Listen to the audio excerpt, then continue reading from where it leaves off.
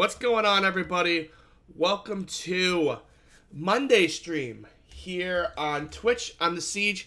Just a couple housekeeping items. Reminder, there's no stream tomorrow.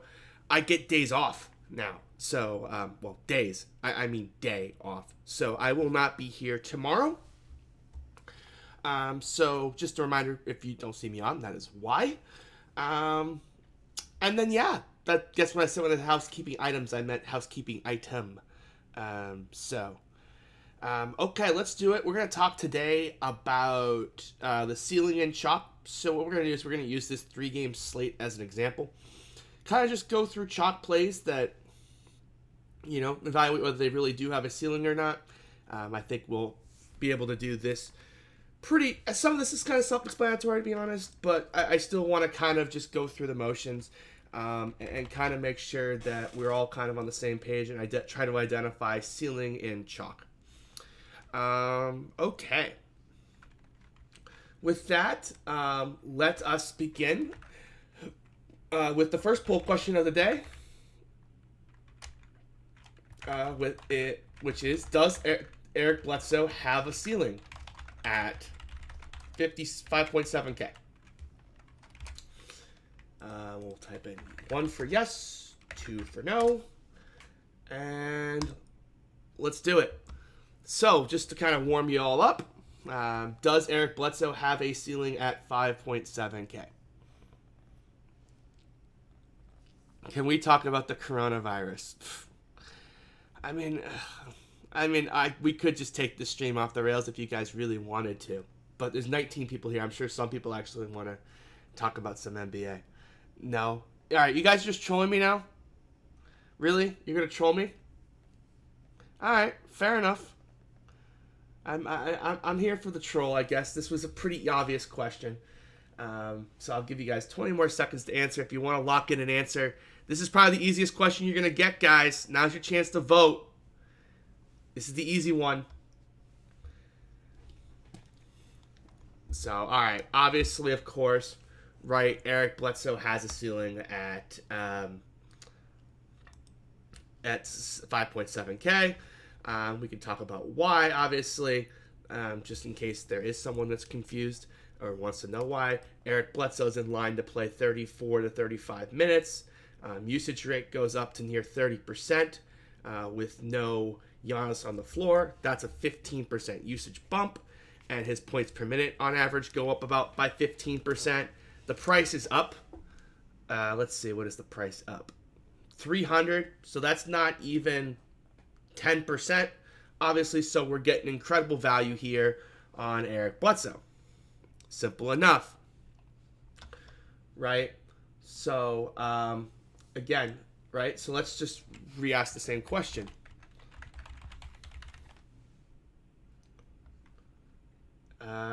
Let's ask the same question now for Chris Middleton at 7.6K. Does Chris Middleton have a ceiling at 7.6K? 1 for yes, 2 for no. The coronavirus is obvious. Whatever, I'm not going to get into it. Little Danny, you're not changing ownership by voting no, buddy. You trust me, people know that Chris Middleton's a good play, even if you vote no. You can vote the truth.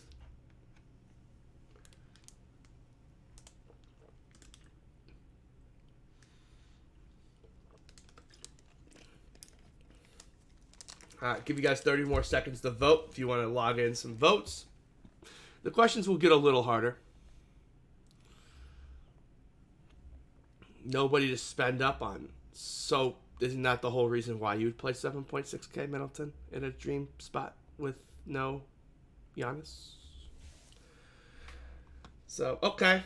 Once again, we've got a big majority saying Chris Middleton has a ceiling. Let's just kind of go through it. The Chris Middleton price is up 20% from the prior game. Chris Middleton this season let me just double check this on my secondary screen. But I'm pretty sure this is right. I think I plugged my numbers in right, but let me just double check. Because I like being an aficionado. So let's see here. Whereas Chris Middleton on the season's at 1.27, 25.8. And with Giannis off the floor, Middleton is at 1.48 DK points per minute. That's a 0.24 DK point per minute boost. Usage goes all the way up to 33%. So that's a 20% increase in fantasy point per minute. Matches the price increase, but the price increase doesn't match it entirely. Short slate. Has a ceiling here. Any player with a 1.48 fantasy points per minute projected to play 34 minutes has a ceiling. So, of course, that answer is yes.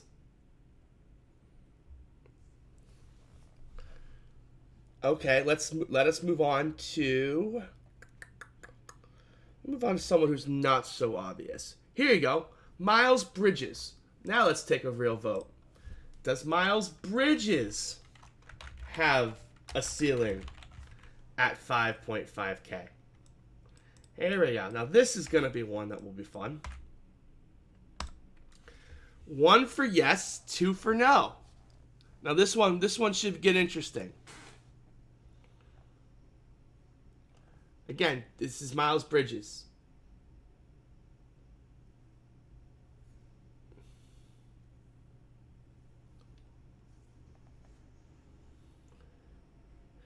Adam, streaming through the app is normally a bit slower than if you're watching online, so you're probably just like 30 seconds behind. Define ceiling. Now we have finally reached the real question, right? Ceiling is implied that, to me, ceiling is a score that you need to have the player to win a tournament, right? So, obviously, this is a little different on a shorter slate than maybe a larger slate, right? But the question is just simply, can the chalk burn you, right? Like, if Miles Bridges puts up 45, right, like, you're going to have him. So, okay. So, I'll give you guys 20 more seconds to vote. So, the real question here simply comes down to, okay, what are we looking at in terms of the Miles Bridges ceiling here? Looks like we're going to end this one with a draw. So, I will vote. Let me think here. Does he have a ceiling? Lippy voted no. Okay. So, we will go ahead and end the poll. With the majority saying no, I actually would say yes here. So there's a few reasons why. So first of all, you have to look at the minutes. The minutes have been pretty consistent recently, playing 35, 32, 28, and then that big blowout win against Houston, he only played 27. So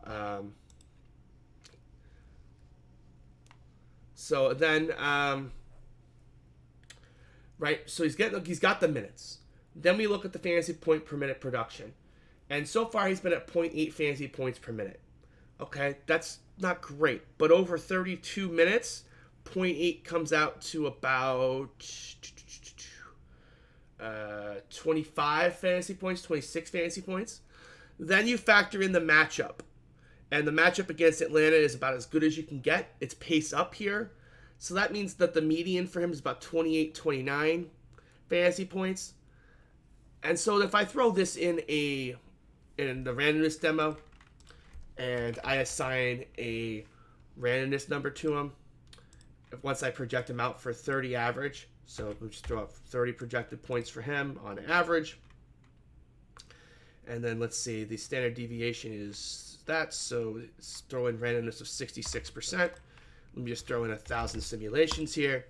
And you're going to see that he's going to get into the 34 to 36 range enough times here, about 10 to 15% of the time, where he does, in fact, have a ceiling. Now, is that ceiling worth the ownership? That's a different conversation. But the ceiling does exist here for Miles Bridges against Atlanta. Now, against a different team, not so much. Let's say he's playing the Spurs, maybe not. But in this situation, the ceiling does exist. All right, let's do one more of these. Maybe do two more of these. If you, let's see. There's always a pair for chalk, but in a 3-game set, how do you do that? Well, that's the key, right? You find the piece of chalk that is least likely to hit a ceiling, right? So you pick the piece of chalk that you think doesn't have a ceiling, that can't burn you.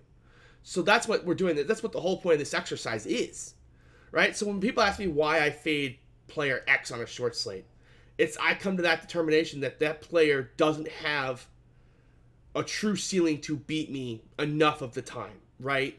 So I'm trying to find the guy on this slate who that would really point out to be.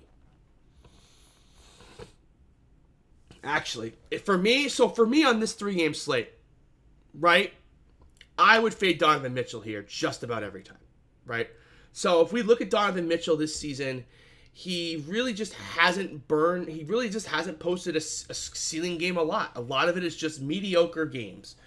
45, 42, even like 42 on this slate wouldn't be like, all right, whatever, that's not even 6x, right? And he's just been poor all season, hasn't flashed a ton of ceiling, hasn't taken a ton of usage, been in the 20s a lot this year. So I personally don't think Donovan Mitchell is going to throw up a ceiling game enough to warrant 32% projected ownership. Right? So like for me, I would not play Donovan Mitchell on this 3-game slate. So that's how I picked which chalk to fade on this slate. Right? So like for me, no way on Mitchell. Did Marc Gasol get hurt again? Or what?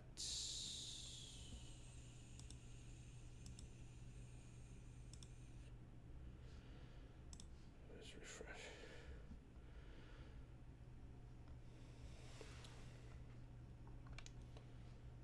Sort my ownership percentage. So like I would fade Mitchell, right? And I kind of just keep going down the list. I start down the list and I just am like, okay, does Mike Conley have enough ceiling at 5,300 to burn me? Yes, he does. So I'll keep him in the player pool. Bogdanovich, does he have enough ceiling? Against Toronto, this answer might be no. So like Bogdanovich is probably a guy that I'm going to leave off. Terry Rozier against Atlanta, obviously. Rudy Gobert against Toronto, absolutely. John Collins, 9K against Charlotte.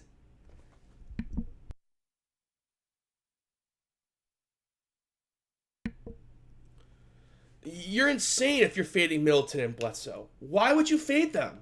Why? They're going to end up 70% owned and they're good plays. Like, don't overthink it. Like, you don't need to be a superhero to win a 3-game slate.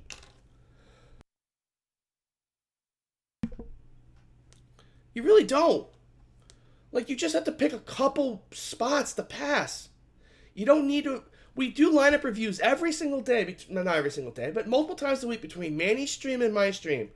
Do you see guys just feeding every high-owned play? No.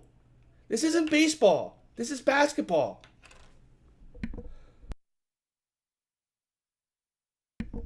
You set me into a coughing fit, too, with that mere notion.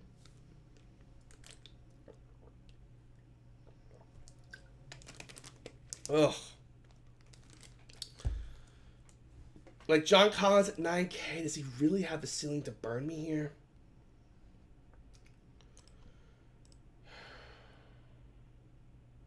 Probably not. The answer is probably no. So I'll take John Collins off the list. And then I just keep going, right? And by the way, when you fade each one of these guys, like, now you're going to come up with more unique lineups, right? I'm not, completely redoing the wheel here. Is Marc Gasol hurt? I thought Marc Gasol was coming back tonight.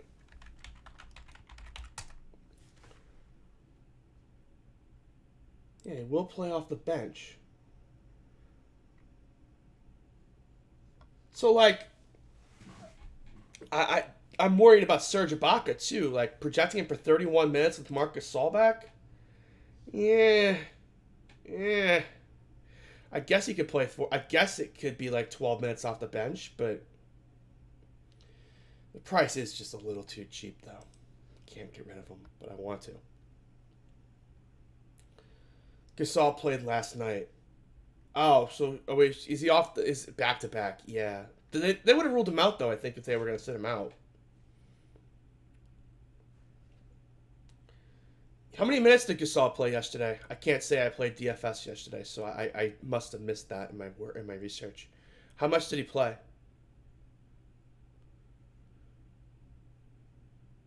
I guess I could look that up in the game log, couldn't I? He played 16 minutes off the bench. Okay. And Ibaka still got the 36?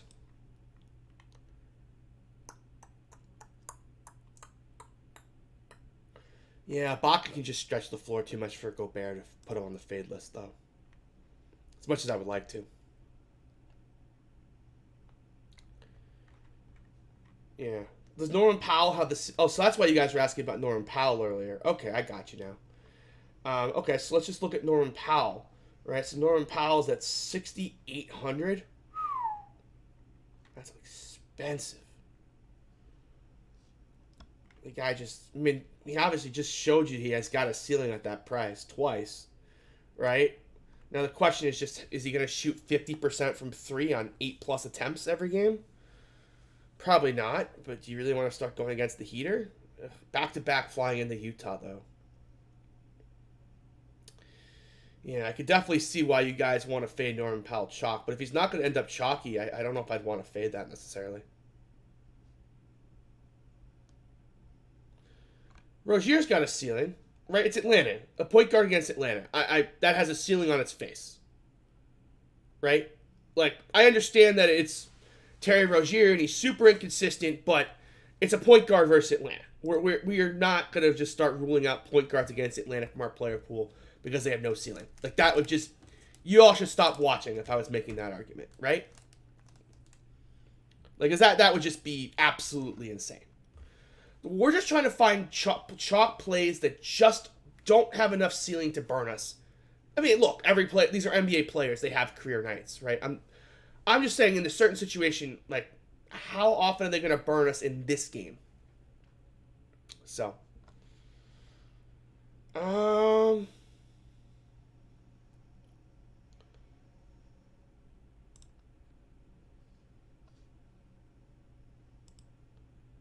it's like Pascal Siakam 8,700 does. So I kind of think it's just that group that we've already talked about up here. So, like, those are the 3 big pieces of chalk I would fade, right? And so if I'm going to fade these 3, what type of guys should I be overweight on, right? So if I think Donovan Mitchell's going to have a bad game, and I think Bodan's going to have a bad game, is it a spot I'm high on Mike Conley? Is it a spot where I just take a stand against the Jazz in general? Do I think the Jazz just struggle against Toronto? Probably not, because Toronto's on a back-to-back. So maybe this is a spot where I should be higher on Mike Conley. Maybe it's a spot I should be higher on Rudy Gobert. Maybe it's a spot where Jordan Clarkson should get some love for me at 4,200. That price has been going down, down, down. He hasn't had the Jordan Clarkson blow-up game, but we know they're certainly possible. So maybe this is a good spot for Jordan Clarkson against a tired Toronto team off the bench, right? So as soon as I identify which guys I want to fade on the 3-gamer, because I don't think they have ceilings, I then figure out if these guys don't have ceilings, which guys do have ceilings on those teams, and then be overweight on those guys, right? So, for example, in Toronto, when I turn on Utah and Toronto tonight, I know, okay, I'm rooting for Jordan Clarkson and Mike Conley, and I'm rooting against Mitchell and Bogdanovic. I know what my stand is on the game, right? That's my stand on the game. And it becomes very simple to sweat, right? You just hope Mitchell and Bogdanovic suck, and the guys that you have extra have done well. So, Fred VanVleet makes all the difference on Powell and Lowry only playing FanDuel. Do you think it makes sense to gamble on Fred VanVleet sitting again? Yes, I do. Is that the last game of the road trip, too? I think that's the last game of the road trip for Toronto as well, right?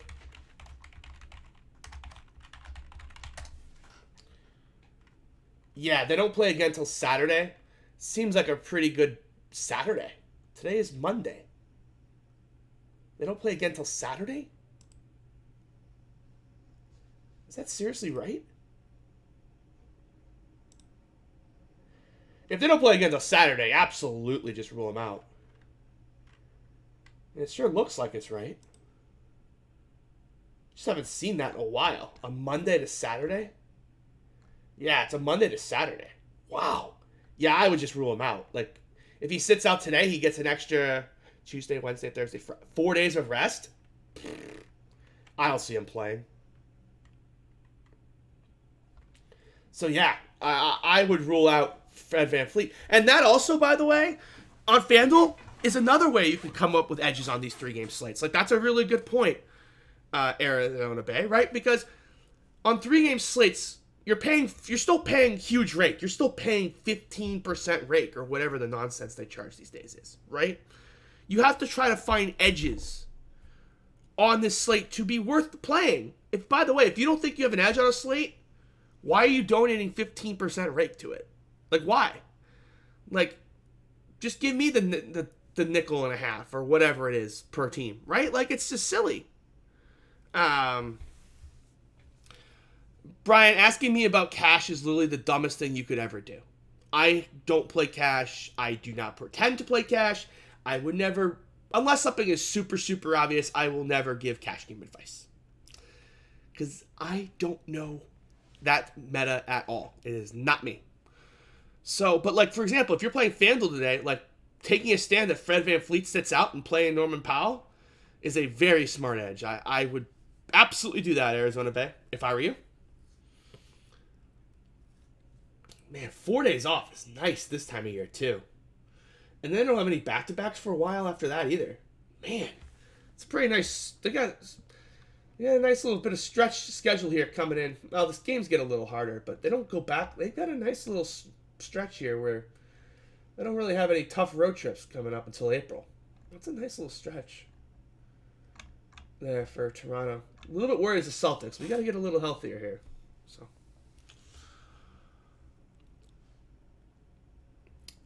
Okay, let's just talk about all 3 of these games, just kind of outside of talking about ownership percentage, just to preview the games. So I'll start with Charlotte and Atlanta. Atlanta, we've got looks like, is everyone playing for Atlanta basically on that injury report? Sure looks like it. From the latest projections here. So we are projecting 1, 2, 3, 4, 5, 6, 7, 8, 9, 10 guys to play.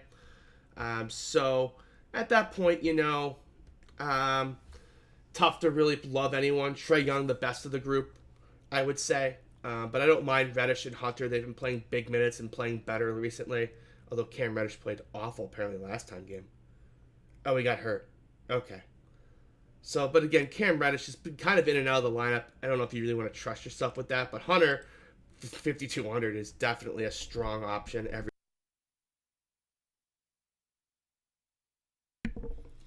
God, I was feeling so good till I walked in the office, too. For Charlotte, all these guys are firmly in play. Their prices are way too cheap to be playing Atlanta. Malik Monk is still out. So, I mean, they're decently chalk here, but none of them are super high owned. So you could definitely fire a bunch of bullets across Charlotte here. They are playing a bunch of guys, but again, these prices are all too cheap for Atlanta. 223 total. So I don't mind that whatsoever. Milwaukee at Denver. Obviously, the big news here: Giannis is out. Middleton, Bledsoe, Lopez, probably the most obvious 3. Dante DiVincenzo as well has been playing really well. I think the thing to keep an eye on here is that Dante's been playing a lot of minutes recently and been playing well off the bench, shooting out of his mind. Going to Denver here on a back-to-back. I believe this is a back-to-back for Denver. On a back-to-back from Phoenix. That is a tough back-to-back. That is not an easy one. So this is a spot where Milwaukee could just be in a rough spot. So don't hate taking a YOLO shot at a guy like Pat Connaughton, just playing a bunch of minutes off the bench and getting hot, while all these veteran guys are kind of just a little bit tired. So I don't mind taking a shot on Connaughton in this spot. It's actually a pretty good Pat Connaughton spot. So again, of course, Middleton or Bledsoe are your default chalk options as well. For Denver, this is a home run spot for Denver. Denver just has a pretty big rotation now. Everyone's back. So it's really tough to figure out who you're going to love. Paul Millsap, the minutes are just up and down. Really just depends on how many minutes they want to give Michael Porter Jr. Will Barton is a pretty good Will Barton spot. Milwaukee loves to give up 3-point attempts. I also like the spot for Jamal Murray. Don't even hate it for Gary Harris. This kind of has sneaky Gary Harris upside written all over it. Been shooting the ball a little bit better lately.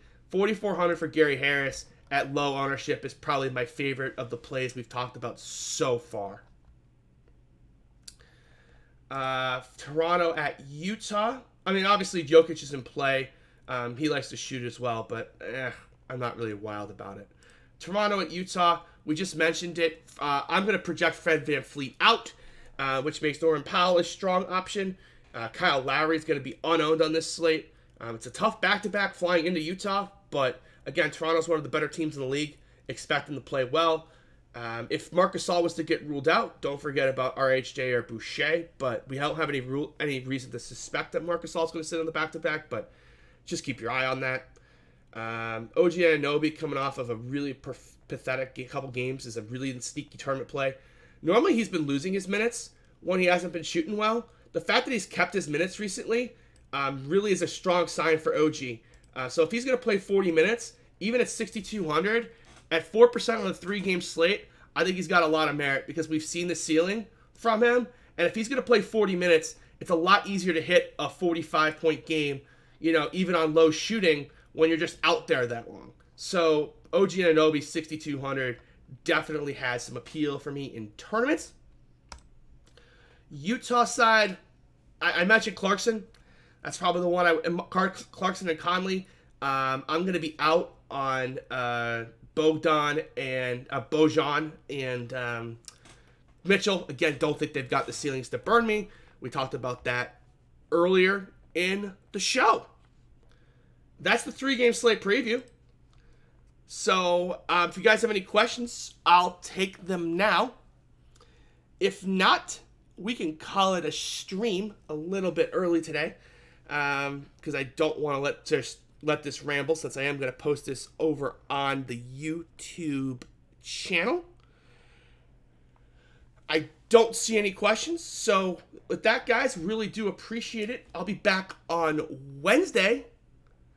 And if you are watching this on YouTube, the winners of the drawings that I've needed to do for free Fantasy Cruncher Pro Weeks will be in the description of the show. So check it to see if you want a free week of Fantasy Cruncher Pro. And with that, guys, we will see you next time.